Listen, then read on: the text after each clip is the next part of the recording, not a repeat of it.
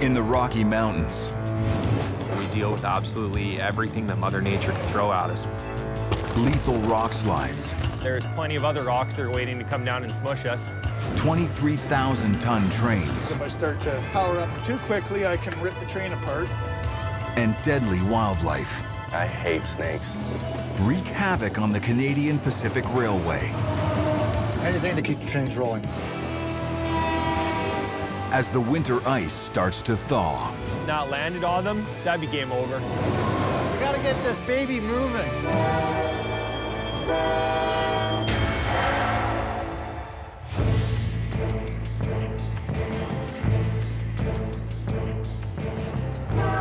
It's springtime in the Rocky Mountains.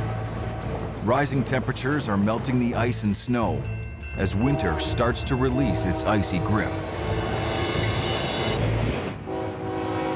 Spring, things happen usually a lot more quickly. Things do have a tendency of going from low concern to, oh my God, this is a panic and emergency in 24 hours.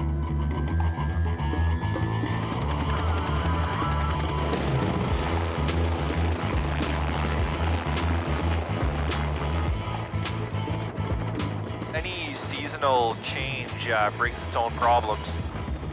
The rock in the mountains is going to have a lot of cracks. Water gets into those cracks, and when it turns to ice, it expands. And it's going to push that rock out, which makes for a very unstable mountainside. We are going through that freeze-thaw cycle.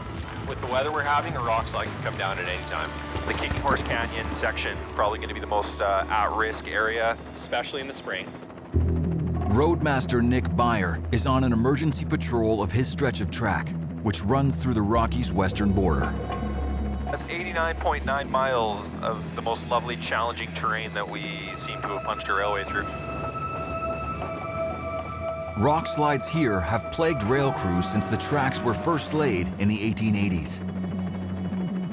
Rockfall-wise, I mean, looking in the ditches, we definitely are getting some. A rock slide can derail a train. It will put a train on the ground. We are going to be heading toward Rogers Pass, continuing our aerial inspection of the track. 180 kilometers west. Full time, 9:19. Veteran train engineer Geordie Hunter and conductor Justin Gehring are setting off from Revelstoke. All right, we're ready to go. They're heading east and must pass right through the rock slide zone to load up with the crucial delivery. Before you get deeper into that, can you give me a little toot-toot as we come by the house in case the kids are out? Are they out waving at you? They might be. Yeah, there they are.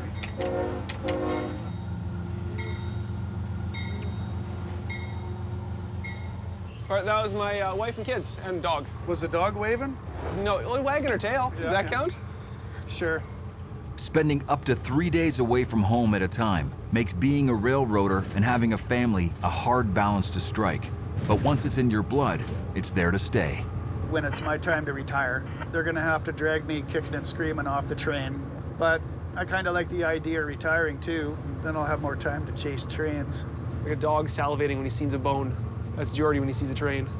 My wife Pauline asked me, you know, is there any other women in your life? I said, well, yeah, there is. And she's a 300-ton diesel burner, but she's a sweetheart. Oh, yeah.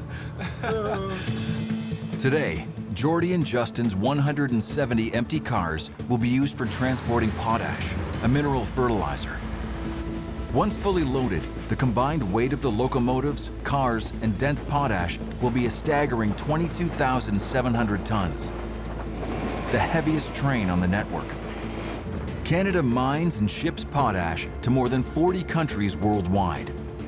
The fertilizer is vital to help farmers around the world grow food crops, including corn, wheat, and sugarcane. Potash train, it's the heaviest train on the system, so we got good power today.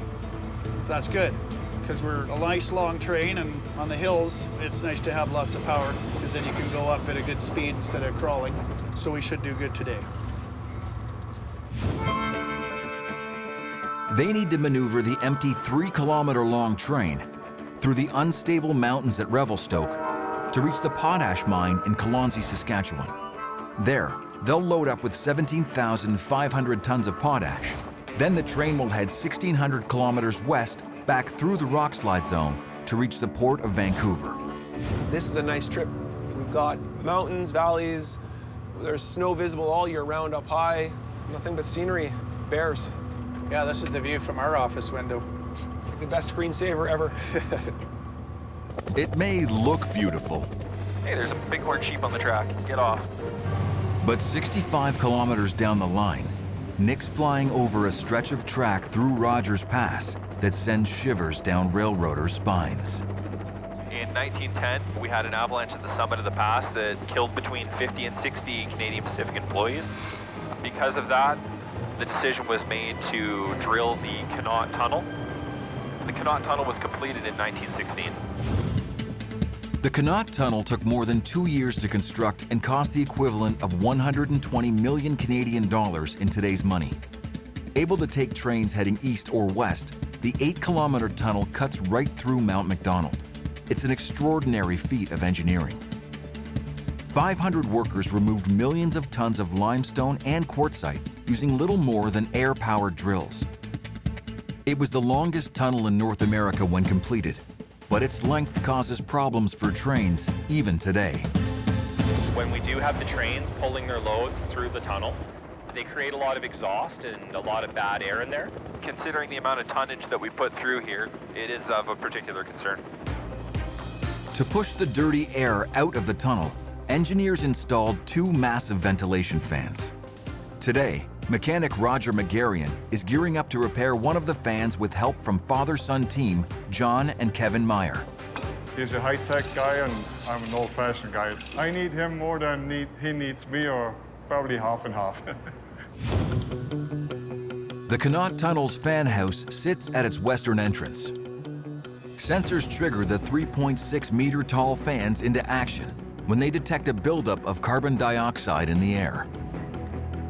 Huge motors connected to the drive shafts power the fans, pushing out the polluted air by channeling 700,000 cubic feet of fresh air a minute through the tunnel.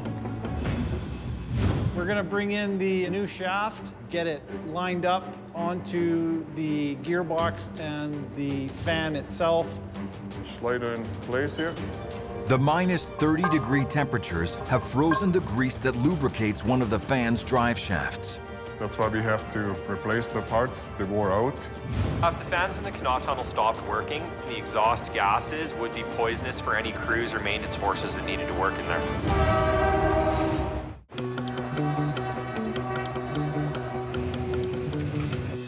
That's going on the bolt.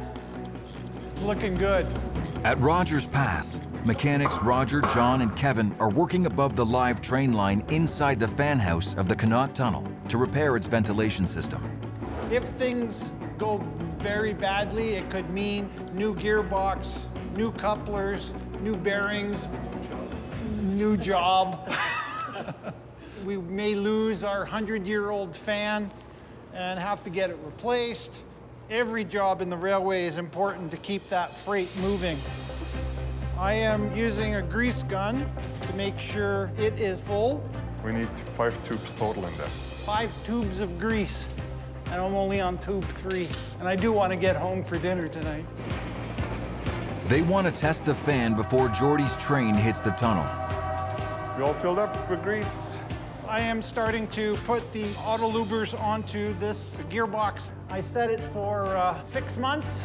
The grease Roger has pumped inside the shaft will slowly squeeze out over time. Auto lubers top it up, That's why they call it auto luber. but they'll have to wait to run the test. The train is going by, so we have to wait till the train is through the tunnel. That little speck of light down there is about 5 miles away.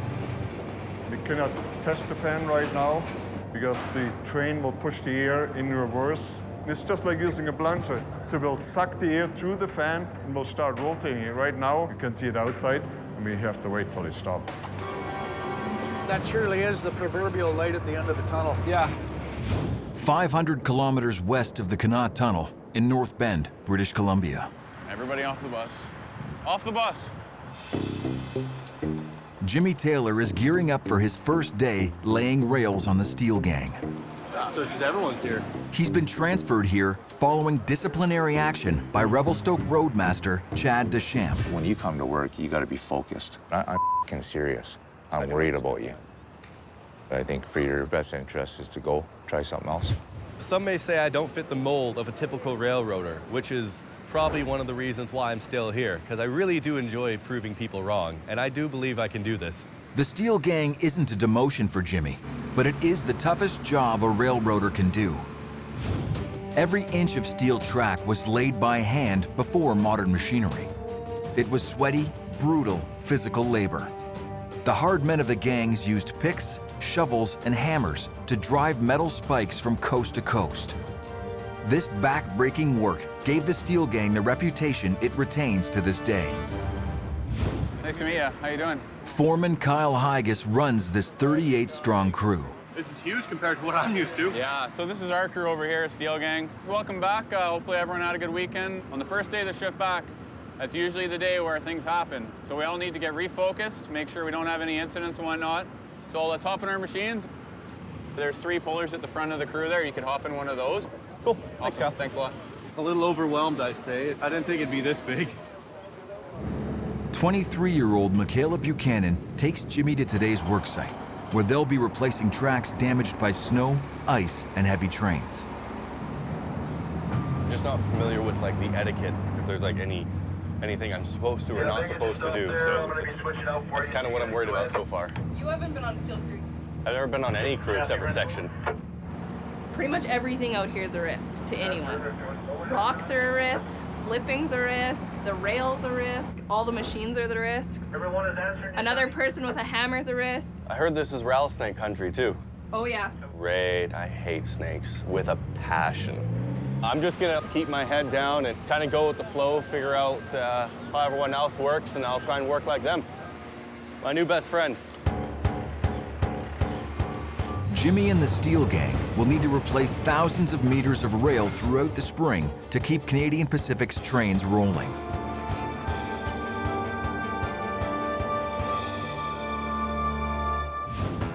"3,000 kilometers east of the Rockies, the Ontario Northland Railway ships critical supplies to off-gridders and First Nations communities that live on the edge of the Arctic. There's pretty much 2 ways to get supplies or people back and forth, and that's plane and train. In Cochrane, Ontario, yard foreman Jay Faldine is gearing up to send the Polar Bear Express 300 kilometers north to the last spike in remote Moosonee. Not too many planes that fly up north can haul the sort of things that we do on the trains. It's a lifeline, for sure, because if for some reason the train doesn't run, they'll feel it up north. We're 21, good to go on time.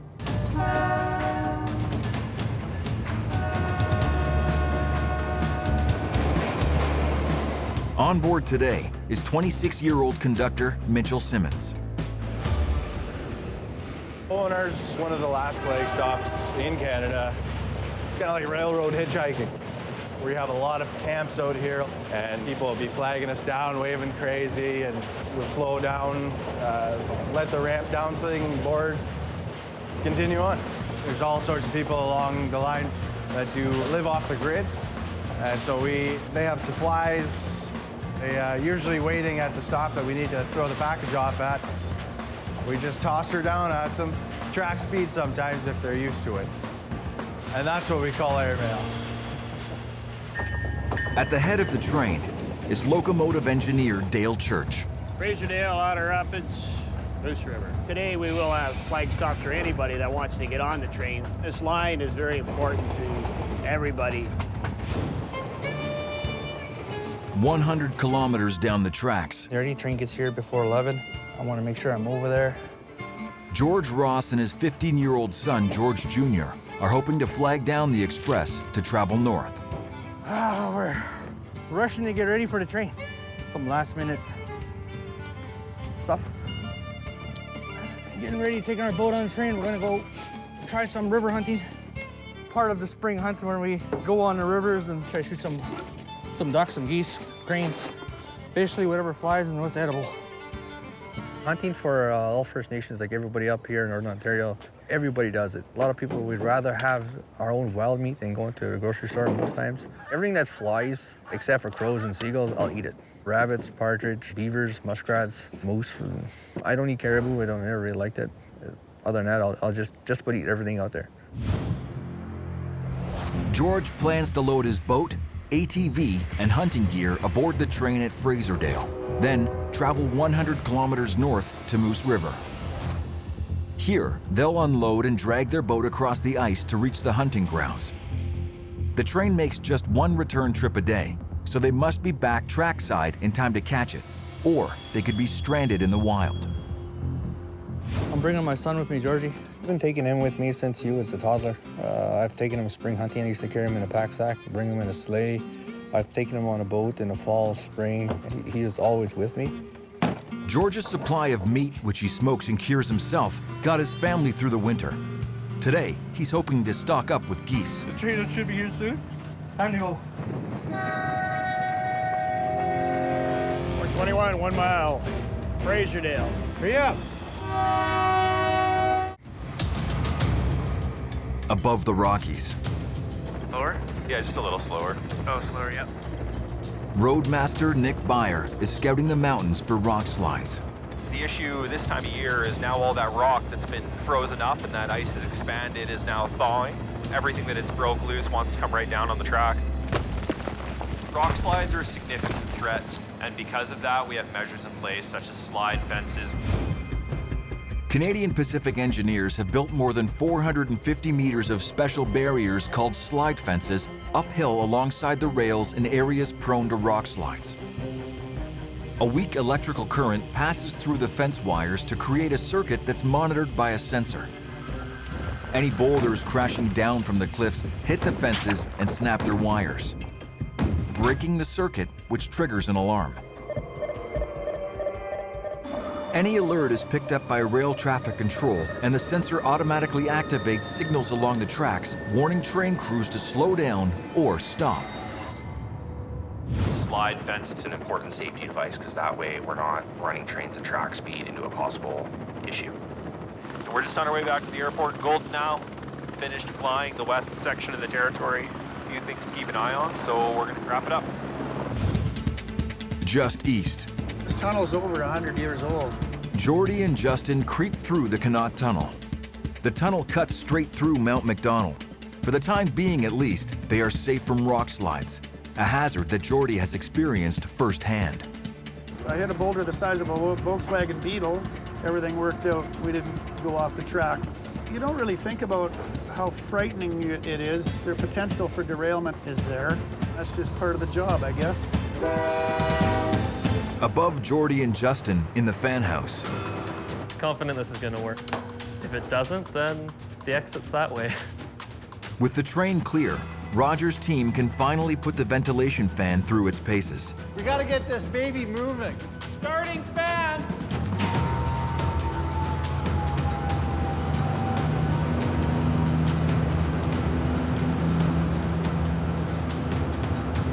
Is that good for you, John? Put it on automatic, we're out of here. Okay. Job done. Jordy and Justin make headway to the potash mine in Kalonzi, keeping a close eye on the train's 170 empty cars. 8740 east out. Most of the radio procedures are left to me. He's busy driving a train. Well, he's got, 2 miles of train doing this and this and this and this. And he's trying to manage all that at the same time, so he doesn't need to be dealing with talking to anybody on the radio. I tell people where we are, he pushes the levers forward and backwards and makes us go there. He's the boss of the engines, I'm the boss of the train. That's right. With their train finally at the mine,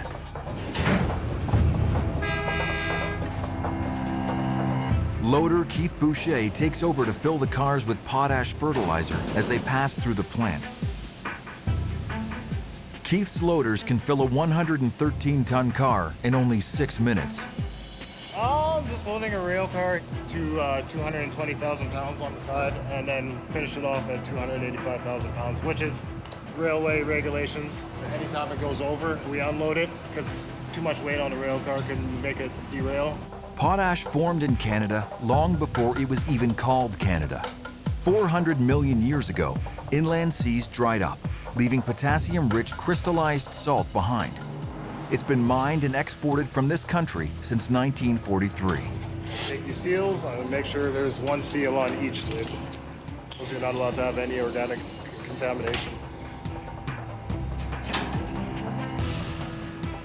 From here, we make sure that nothing goes in there. That's why we seal them up.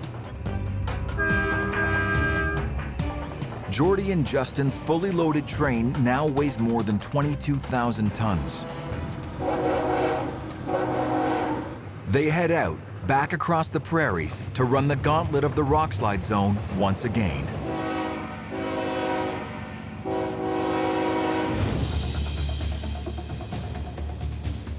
In northern Ontario, the Polar Bear Express closes in on George Ross's camp. We help them out, get the stuff on and off as quick as we can so we don't delay the train, and they're happy, we're happy. I'm hoping to shoot quite a few birds. I don't like holding up the train crew too much. I've done in the past quite a bit.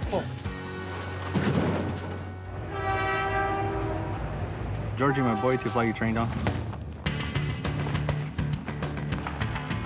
I see George Ross up there. Must be him. See him flagging there? 6 cars.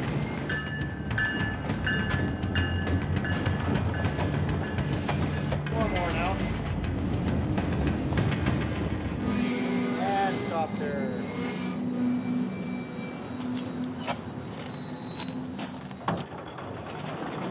The trainer here is pretty lenient on what you can put on, and a lot of times they'll give you breaks.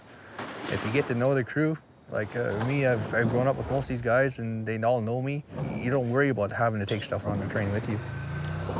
Spring may be in the air, but the weather here can change in a heartbeat.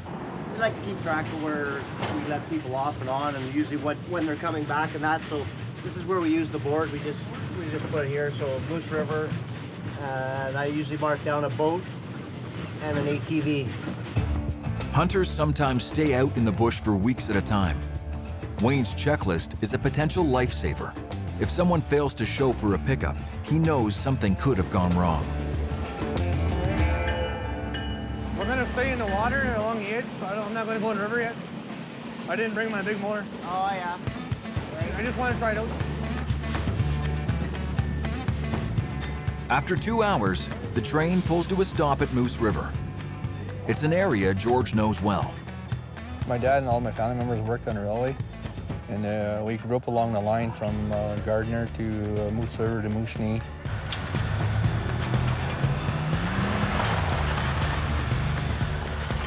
See you guys.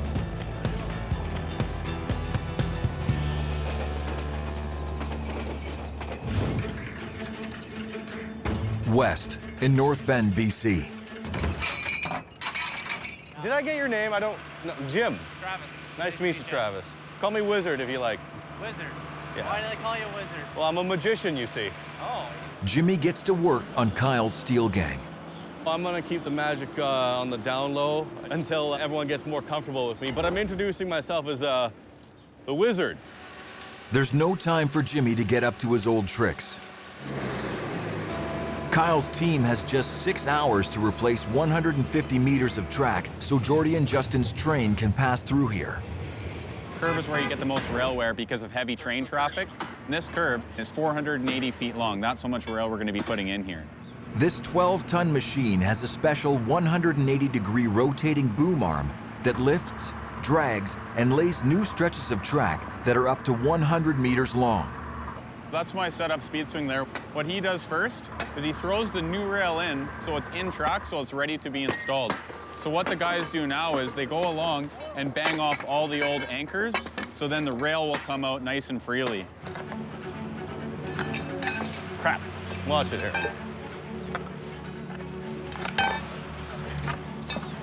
Jimmy?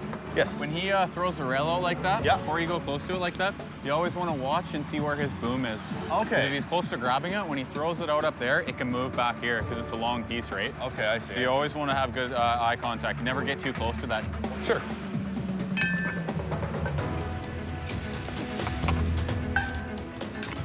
I'm gonna be quite a bit more diligent than I used to be back in Revelstoke. Because out here, one small move, you can cost you your life. If you hear the speed swing and the ads are honk their horn, get off the track. Okay. Because they'll be moving that rail. Oh, I see, I see. That's their warning. You definitely don't want to be in the wrong place at the wrong time around here. They catch on pretty quick. If they don't, they're gonna get hurt.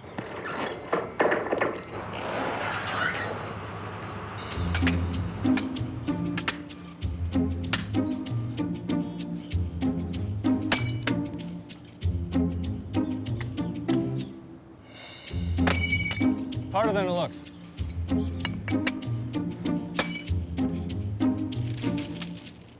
Well, I gotta do it. You You're want the to new come guy. over there? You're the new guy. I'll remember that. They picked on me when I was started out.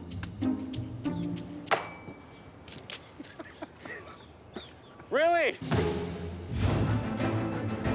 In Golden, Roadmaster Nick Byer has arrived back at base from his aerial survey. But one of the rock slide fences has triggered an alarm. Anytime the slide detector fence comes down, it's a concern.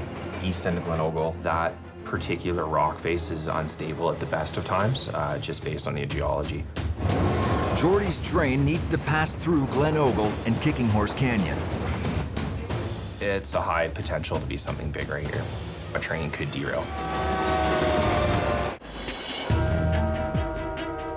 In Kicking Horse Canyon, a suspected rock slide has triggered an alarm on Roadmaster Nick Byer's section of track. I have actually seen rocks and rock slides that do pose such a significant danger to the passage of freight. We've stopped all traffic. It's extremely important that we go out there and check this out immediately. Nick must coordinate his plan with rail traffic control in Calgary. This team of 80 controllers keeps watch over the movements of up to 300 trains a day across Canadian Pacific's 12,000-kilometer network. I'm going to be crossing you to the south track. We coordinate and are intimately aware of every train movement that happens between Calgary all the way to the coast. RTC answering, over.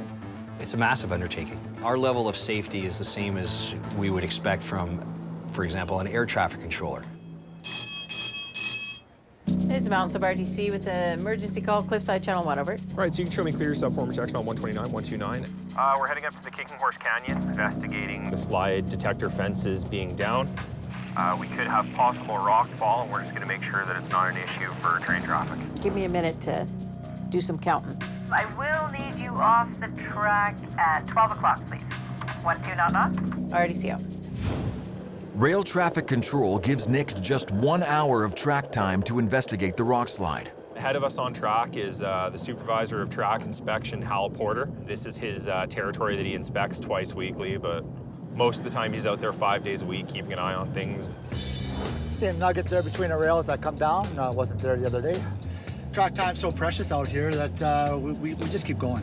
Like sometimes I'll go home, I'll have dinner, and I'll just look at my screen, and if I see a couple hour, big gap out there, I'll say, holy smokes, there's 2 hours of track time out there. Well, I'll just come back out and get some of my work done, get some of my inspections done, take advantage of track time whenever I can get it. And that includes weekends as well. I don't know how my wife puts up with me sometimes. Anything to keep the trains rolling. En route to the slide fence, Up or stopped at 20.3 there, Nick. they spot another hazard.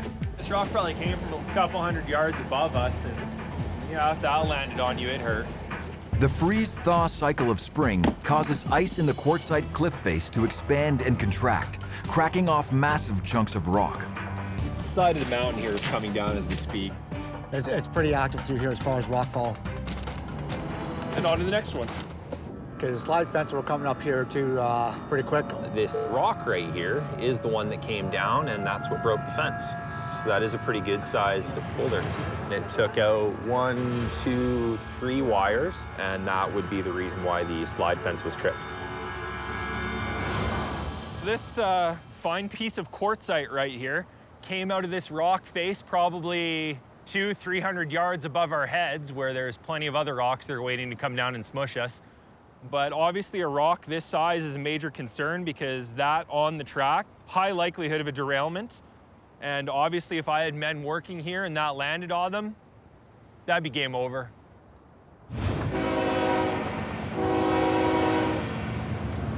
This is the most northerly point on the main line. This is? Yep, right here, this curve. This little curve. Now I know. And, we got a signal dropped on us here. Restricting. Restricting signal. I gotta slow it down here. The slide fence has triggered a signal alerting Jordy and Justin of a hazard. We had to slow down a fair bit so that we are able to stop quickly should something untoward come up in front of us. The fear of hitting an obstacle on the tracks is never far from any train crew's mind. I was listening to the news last night. The logging railway on Vancouver Island had a a derailment there the other day. Apparently the third person has died now. That's the part of the job I don't like. It's the part of the job we have to deal with. It's quite a sobering thing to happen. I imagine their families are feeling it. You know, what caused that derailment? Was it weather factors? Was it crew factors? Was it public doing something? You don't know those things right now, and when bad things happen, they happen in a big way. 30 kilometers ahead of the train. Now, this is one of our most active slide zones that we have here. We get a lot of debris that comes down. A lot of rock comes down every year. This is for sure the culprit. So, mystery solved on this slide fence. I'll send a crew out here and they'll repair this. Let me know when you guys are on the move again. I'm not sure if I get any more time. I got 10 minutes left. We're pressured for time. We got to get going. Go ahead for RTC. CPE Supervisor Track Inspection, Hal Porter, Roadmaster Nick Byer on 13, over. And signal 274, 274, Glenorgle East. We got a potash train coming. We got to get out of the way. With this section of track safe to pass, Nick and Hal clear the line.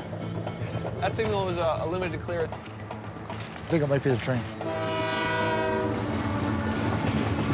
Everything runs on a schedule. If I delay a train by an hour, that might make it 1 hour late for its port arrival in Vancouver, which could lead to a ship being delayed. So we need to make sure that we're not delaying trains when we're doing our work.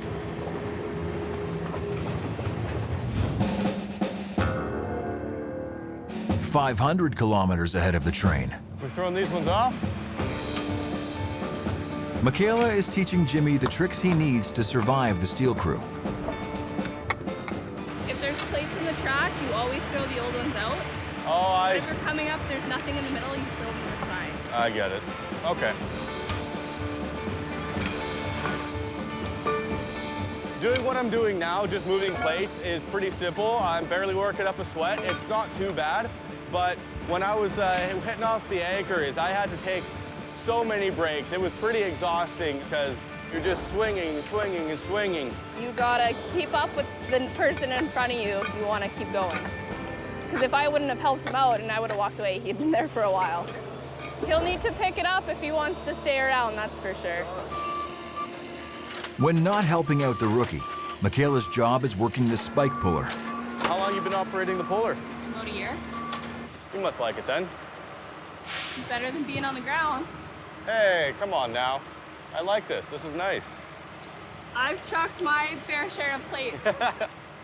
It took me a year before I got a machine. And you also have to put in the hours. He'll be swinging a hammer for a while. I definitely think I came here with a false sense of fear, honestly. It's quite a bit better than what I expected.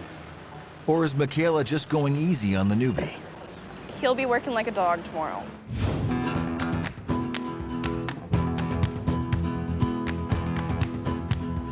East at Moose River, Time to go for a walk. George Ross and George Jr. start their goose hunt. The section guys, they were just saying that there was a whack load of geese that were over here. They took off before they came in. And this time of year, usually, like you showed in that corner over there, if we get the boat in there, might have to drag it on the ice. Either way, that's where I'm going.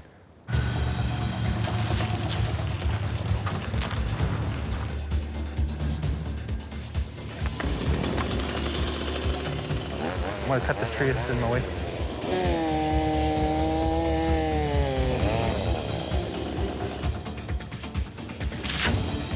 We'll push it down.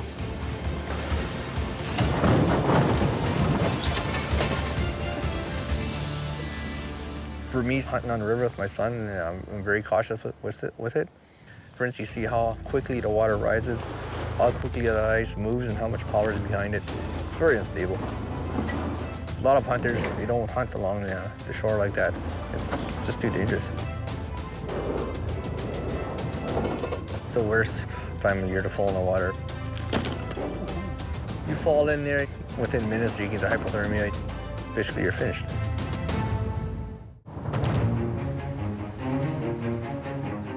In northern Ontario, Look at all the water we have. George and his son fight the ice to set decoy geese to lure in their prey. A number of instances where I was in the water like this, and you don't realize how much power is in the ice. It'll push your boat, no problem. It'll flip you over if you try to fight it. These plastic birds should trick the geese into thinking that this is a safe spot to land. So I'm gonna try to make it as decent as possible so I can pull the boat right in here.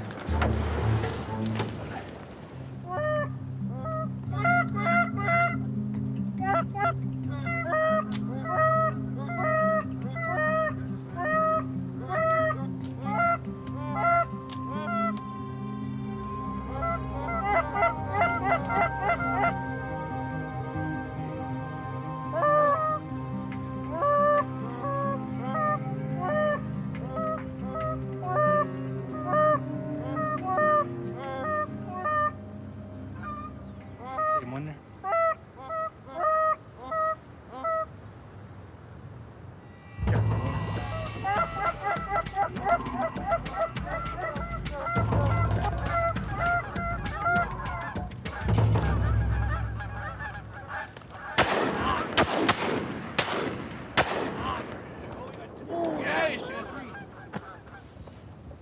Now we just gotta get him. You know where you gotta go, eh? Yeah, you go around the trail coming down. Yeah. Hurry up! There's a shoreline over there. Just go down that trail over there. He has a lot of responsibility when he's with me. He's able to go in ATV, take his gun, walk around. He has a lot of freedom. I try to show him that if he wants to do it, he can do it. Oh, here comes a storm. The lovely clouds. The weather is turning. They need to move fast to avoid getting stranded. Junior returns with the 2 geese they shot. The geese will provide a feast for George and his family. What they don't eat will be preserved for the months ahead. Going to train? Yeah, with the bike, to make the time go faster, don't have to pull the boat by hand. You got the winch on the bike and try and get the boat out.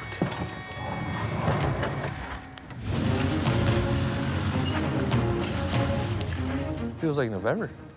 It's April, end of April. Yeah, springtime's really odd, yeah. The weather changes so fast. We gotta put everything away, reorganize, wait for that train.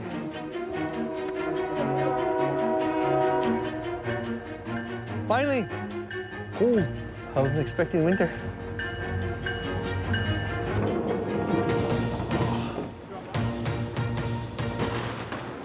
The weather changes so fast.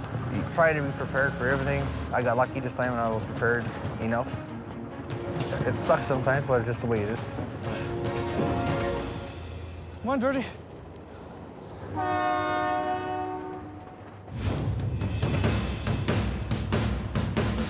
Jordy and Justin's potash train has safely made it through the Rockslide zone. RTC, our length is 9855, 9855. Give your notice as well, please.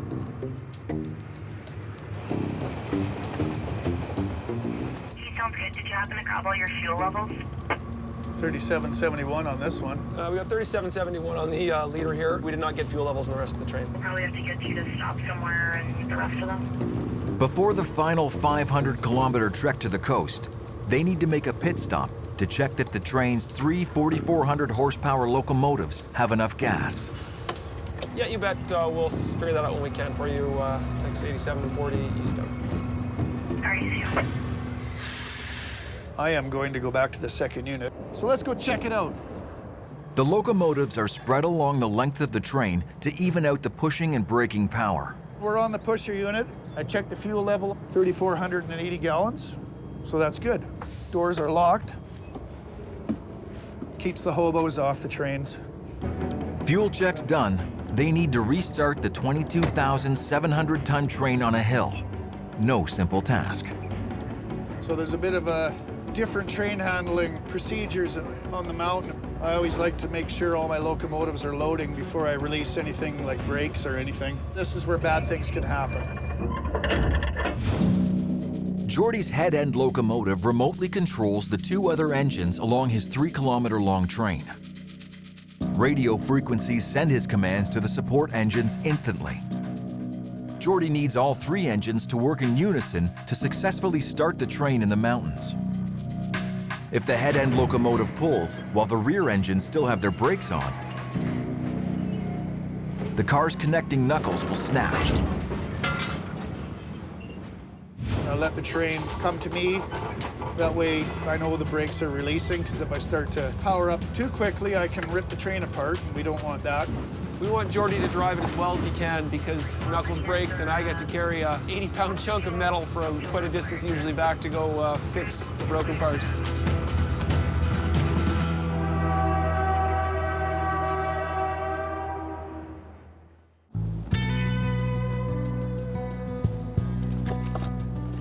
In northern Ontario, this is our family camp here. George and his son have returned to their camp from their hunt. We're gonna smoke some geese. I already got some up there. When you smoke them, it's already pre-cooked, right? If you freeze them, just gotta boil it or throw it in the oven. My family, we love it though. We eat it all the time. I'm keeping all the feet here. My aunt and uncles eat that. Obviously, we'll roast that. You can pick all the meat off of it. This part here, the same thing. We boil it for gravy. Put dumplings and potatoes in there. I'm keeping the hearts. My kids like eating that. The gizzards, my parents are gonna keep that. We got some elders and moose meat that want that, and then a couple of geese we'll give away. I've always made a point to give elders some wild meat. I still give a lot of meat away to my uncles and aunts and grandfathers. I'll just give what I can. This is the goose we shot in Moose River. We're gonna gut it, debone it, and smoke it. I enjoy hunting, plucking, enjoy being in the bush. We have accomplished what we wanted to today. They're all smoked. They'll last us till the fall hunt. I'm just getting hungry looking at it. Can't wait to eat. I feel way more at home when I'm out here. A lot of people think it's a lot of work, but for us, it's the norm. We always do it. We've always been doing it and always will. But the bush life is the best life to have. It's simple and safe.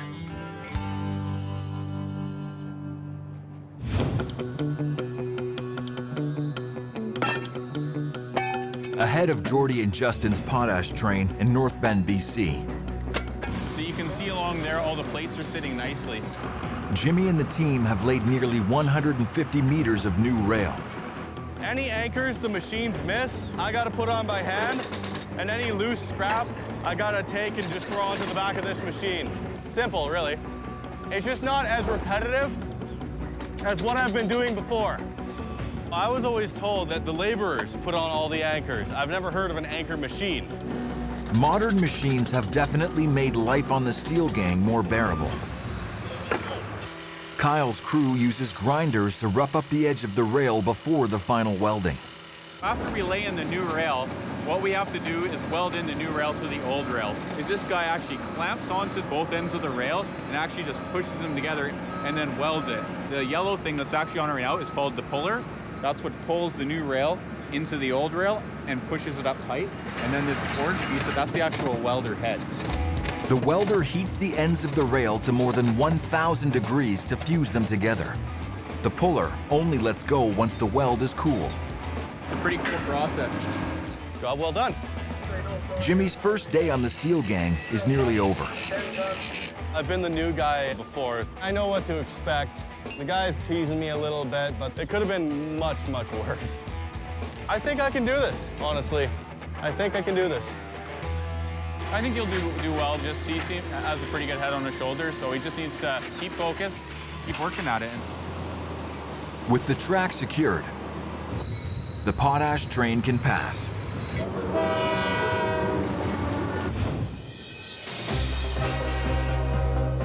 Jordy and Justin have successfully hauled their 22,700-ton train back through the unstable mountains. That's it. We're done. Another crew takes the potash to the port of Vancouver. From there, ships will transport it to China and Brazil, where it will be used to help farmers grow essential food crops. The team has taken on tunnels and rock slides This is for sure the culprit. to make their delivery on time. It's important that we ship potash because it's just part of the integrated supply chain for Canada. Saskatchewan mines the potash, we ship it across Alberta, we ship it across British Columbia, we put it on ships at the port and it goes to its destination. It just keeps all of Western Canada moving. Next time, a gigantic 210-ton load If it is excessively too big, then Plan B would have to go into effect. piles the pressure on the rail crews. We are way off here. Son of a... Watch your fingers. There's no let up. If a car like that goes around too tight of a curve, it can pop off. As this journey pushes the teams to the limit. Something's not lining up right.